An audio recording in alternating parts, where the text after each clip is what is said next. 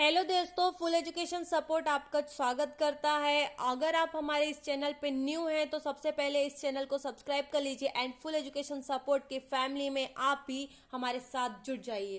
Thank you so much for watching this video और please इस channel को जितना उतना शेयर जरूर करिएगा। आज का लेक्चर है स्पेशली टीवाई बीकॉम स्टूडेंट के लिए। जीएसटी जो भी टैक्स जो भी आपका टैक्स सब्जेक्ट है, डायरेक्ट एंड इनडायरेक्ट टैक्स है आपका सब्जेक्ट, तो यहाँ पे आपका जो चैप्टर है इनपुट टैक्स क्रेडिट से रिलेटेड ये डिस्कस कर रही हूँ। तो लेक्चर ये थर्ड हो रहा है इनपुट टैक्स क्रेडिट से रिलेटेड। तो क्वेश्चन ये 22 मैंने लिया है नेट का शेट का बुक। तो अगर आप लोग के पास हो तो आप लोग भी रेफर कर सकते हो, पेज नंबर 132। तो लेट्स स्टार्ट करते हैं 22 question.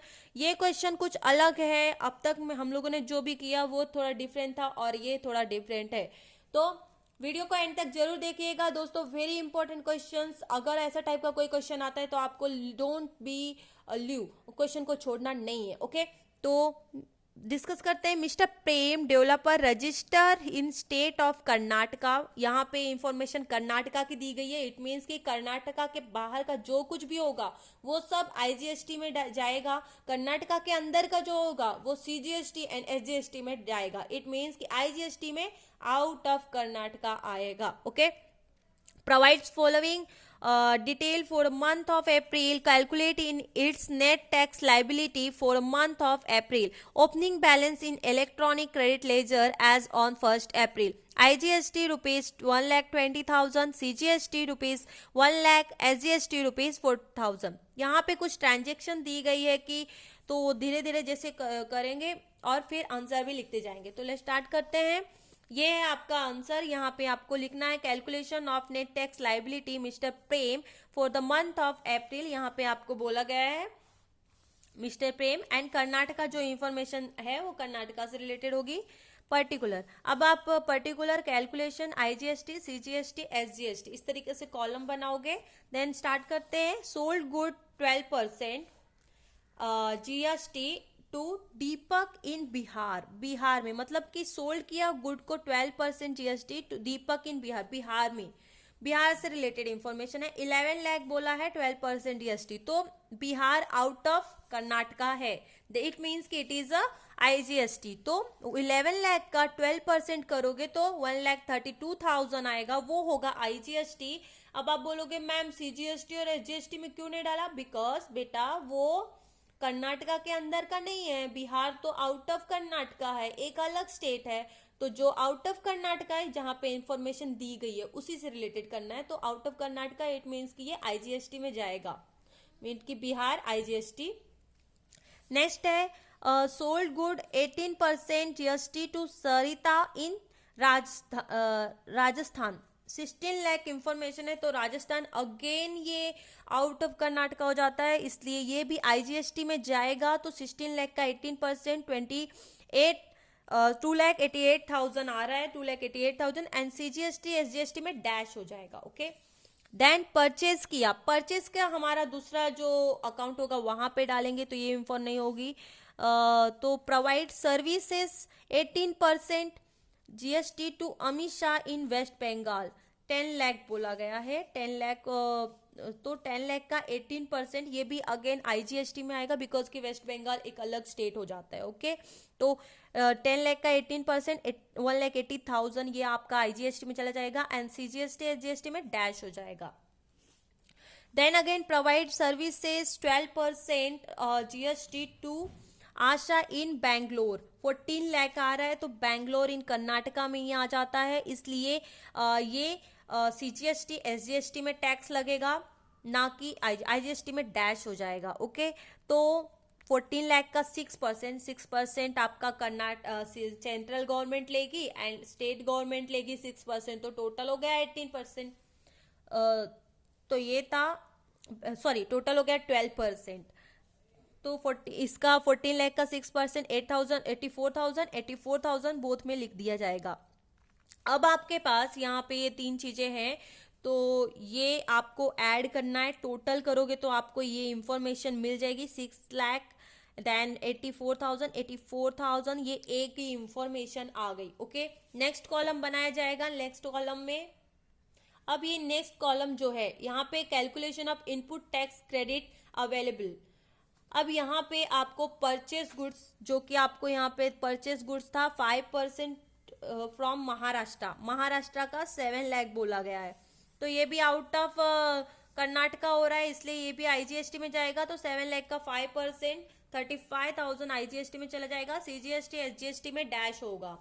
Then purchase good 28% GST from Karnataka, ये इसका 5 लाख दिया गया है, 5% 28% है, तो कर्नाटका 28 का हाफ करो 14 होगा, 14 मतलब कि 5 लाख का 14% यहाँ पे सीजीएसटी में जाएगा और एसजीएसटी मतलब सेंट्रल गवर्नमेंट और स्टेट गवर्नमेंट दोनों लेगी टैक्स। आईजीएसटी में कुछ भी नहीं जाएगा बिकॉज कि कर्नाटका का ही इंफॉर्मेशन दिया गया है। तो ये था avail service 18% GST from Assam 40, ये 2 लाख दिया गया है, तो यहाँ पे 2 लाख का इंटू 18% तो आईजीएसटी में जाएगा बिकॉज कि आसाम आउट ऑफ कर्नाटका हो जाता है इसलिए।